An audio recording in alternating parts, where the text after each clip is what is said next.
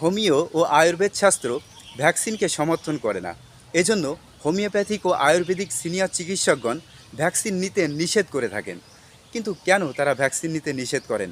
এটা জানার জন্য আগে আপনাকে জানতে হবে যে ভ্যাকসিনটা আসলে কী। ভ্যাকসিন এরকম কোনো ঔষধ নয় যেটা আপনার শরীরে প্রবেশ করানোর সাথে সাথেই শরীরের ভাইরাসগুলো সব মারা যায়। বরং আপনি ভাইরাসজনিত যে রোগ হওয়ার আশঙ্কায় আছেন, ওই রোগের ভাইরাস নিয়ে সেটাকে দুর্বল বা নিষ্ক্রিয় করে আপনার শরীরে প্রবেশ করানোর একটা প্রক্রিয়া হলো ভ্যাকসিন, যাতে করে ওই ভাইরাসের উপস্থিতিতে আপনার শরীর ওই রোগ হওয়ার পূর্বেই অ্যান্টিবডি তৈরি করে রাখে। তবে একটা রোগ হওয়ার পূর্বেই সেই রোগের ভাইরাসকে শরীরে প্রবেশ করানো, এটা আসলে কতটা যৌক্তিক? যদি কিনা ভ্যাকসিনের কোনো সাইড ইফেক্ট না থাকতো তাহলে সেটা ভিন্ন কথা ছিল। কিন্তু আপনারা দেখেছেন করোনার ভ্যাকসিন লাগানোর পর থেকেই মানুষের হার্টের সমস্যা, ফুসফুসের সমস্যা, হঠাৎ মৃত্যুর পরিমাণ কিন্তু বেড়ে গেছে। এরপরে মেয়েদেরকে এইচপিভি ভ্যাকসিন লাগানোর পর থেকেই প্রতিবন্ধী সন্তান দানের হার বেড়ে গেছে।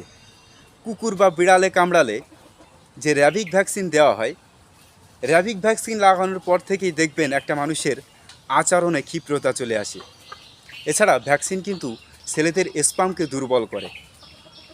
সাধারণত আমাদের অসাবধানতার কারণেই ভাইরাসজনিত রোগে আমরা যেন মারা না যাই, এজন্যই অ্যালোপ্যাথি ডক্টরগণ আমাদের আগের থেকে ভ্যাকসিন দিয়ে দেয়।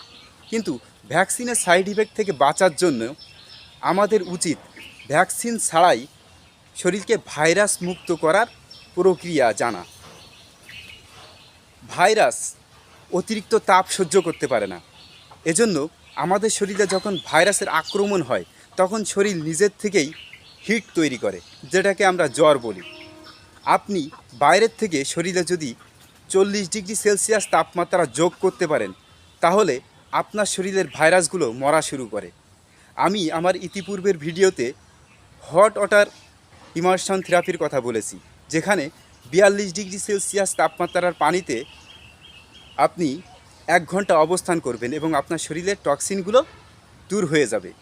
এই 42 ডিগ্রি সেলসিয়াস তাপমাত্রার গলা পানিতে যদি আপনি 1 ঘন্টা অবস্থান করেন তাহলে আপনার শরীরের শুধু টক্সিনই দূর হবে না, সাথে সাথে শরীরের ভাইরাসগুলোও মরতে থাকবে এবং প্রয়োজনে শরীর ভাইরাসের অ্যান্টিবডি তৈরি করবে।